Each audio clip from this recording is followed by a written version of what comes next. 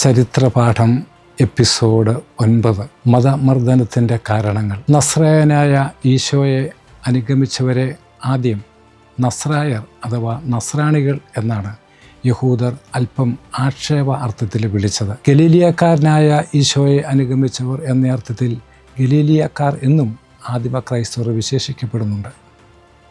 എന്നാൽ ഈശോയുടെ പഠനങ്ങൾ അഥവാ സുവിശേഷം മറ്റ് രാജ്യങ്ങളിൽ പ്രചരിക്കാൻ തുടങ്ങിയതോടെ ഈശോയുടെ വ്യത്യസ്ത പഠനങ്ങളെ ഒരു യഹൂദ സെക്റ്റ് അഥവാ യഹൂദമതത്തിൻ്റെ അവാന്തര വിഭാഗം എന്ന ലേബലിൽ നിന്ന് മാറ്റി ഒരു പുതിയ മതമായി അധികാരികൾ കാണാൻ തുടങ്ങി. അതോടൊപ്പം അവിടുത്തെ അനുയായികളെ രക്ഷകൻ അഥവാ മിശിഹ അഥവാ ക്രിസ്തു ആയവൻ്റെ അനുയായികൾ എന്ന അർത്ഥത്തിൽ ക്രിസ്ത്യാനികൾ എന്ന് വിളിക്കുവാനും തുടങ്ങി.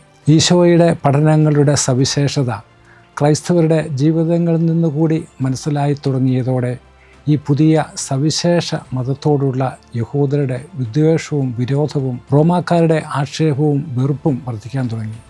ഈ മതത്തിൻ്റെ സവിശേഷത, പുതുമ, ശ്രേഷ്ഠത മനസ്സിലാക്കിയവർ അതിൽ ചേർന്നു.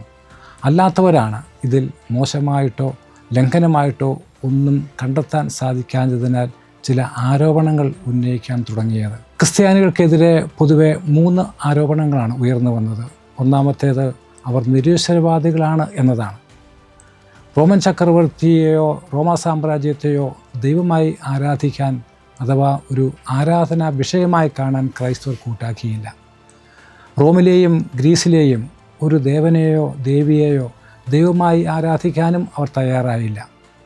അതുകൊണ്ട് ഇവർക്ക് ദൈവങ്ങളിൽ വിശ്വാസമില്ല, ഈശ്വരവിശ്വാസമില്ല, ഇവർ നിരീശ്വരവാദികളാണ് എന്നതായിരുന്നു ആദ്യ ആരോപണം.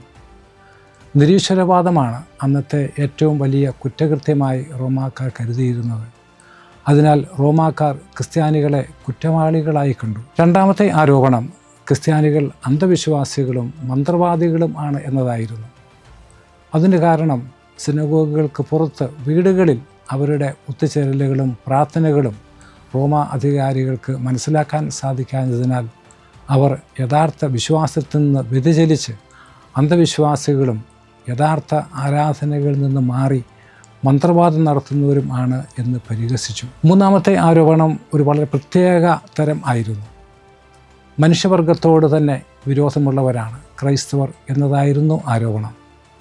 കാരണം മനുഷ്യവംശത്തോട് ബഹുമാനവും ആദരവും ഇല്ലാത്തത് കൊണ്ടാണ് ഒരു മനുഷ്യവ്യക്തിയായ രാജാവിനെ ദൈവമായി ആരാധിക്കാൻ അവർ തയ്യാറാകാത്തത് എന്ന് കുറ്റപ്പെടുത്തി.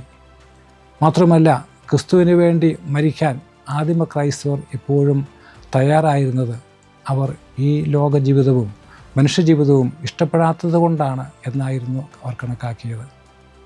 ഇക്കാരണങ്ങളാൽ ക്രൈസ്തവരെ അസ്വാഭാവികളും മനുഷ്യവിരോധികളും ദൈവവിശ്വാസം ഇല്ലാത്തവരുമായി കാണാൻ തുടങ്ങി. മതമർദ്ദനങ്ങൾക്ക് ഇവ ന്യായമായ കാരണങ്ങളായിരുന്നു.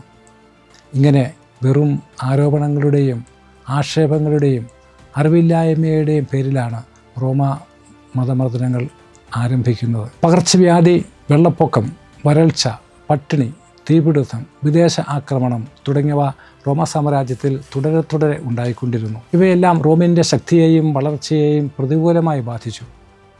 എന്നാൽ ഇവയ്ക്കെല്ലാം കാരണം റോമാ സാമ്രാജ്യത്തിലെ ക്രൈസ്തവരാണ്, അവിടെയുള്ള സാന്നിധ്യമാണ് എന്നായിരുന്നു റോമാക്കാർ ചിന്തിച്ചത്. ക്രൈസ്തവ വിരോധികളുടെ ഇത്തരം ആരോപണങ്ങൾക്ക് രാജാക്കന്മാർ ചെവി കൊടുക്കാൻ തുടങ്ങി. ക്രിസ്തുവിൽ മാത്രം വിശ്വസിച്ചിരുന്ന ക്രൈസ്തവർ വിജാതീയ ദൈവങ്ങളെ ആരാധിക്കാനോ അവയെ ആരാധിച്ചിരുന്ന പാന്തയോൺ തുടങ്ങിയ ക്ഷേത്രങ്ങളിൽ പോകാനോ അവയ്ക്ക് ബലിയർപ്പിക്കാനോ തയ്യാറായില്ല. വിജാതീയ ബലിയർപ്പണങ്ങൾക്ക് അവരുടെ പുരോഹിതർക്ക് നൽകേണ്ടിയിരുന്ന സാമ്പത്തിക സഹായം ക്രൈസ്തവരിൽ നിന്നും ലഭിക്കാതെയായി. ഈ സാമ്പത്തിക നഷ്ടം പുരോഹിതരെ ചുടിപ്പിച്ചു. അവരുടെ വരുമാനത്തിലുണ്ടായ കുറവ് ക്രൈസ്തവർക്ക് എതിരെ തിരിയാൻ അവരെ പ്രേരിപ്പിച്ചു. അതിനാൽ ക്രിസ്ത്യാനികളെ പ്രയോജനമില്ലാത്ത, രാജ്യത്തിന് ഉപകാരമില്ലാത്ത ഒരു വിഭാഗമായി പരിഗണിക്കാൻ തുടങ്ങി. ഇവയെല്ലാം ക്രൈസ്തവർക്ക് എതിരെ തിരിയാൻ, അവർക്കെതിരെ നിയമങ്ങൾ കൊണ്ടുവരാൻ, മതമർദ്ദനങ്ങൾ ആരംഭിക്കാൻ അധികാരികളെ പ്രേരിപ്പിച്ചു.